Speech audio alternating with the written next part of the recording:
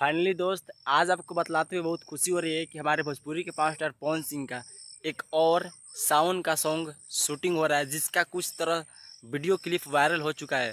अभी इसका music viral नहीं हुआ है, मतलब इसका भी साउंड जो है उसको म्यूट किया गया है।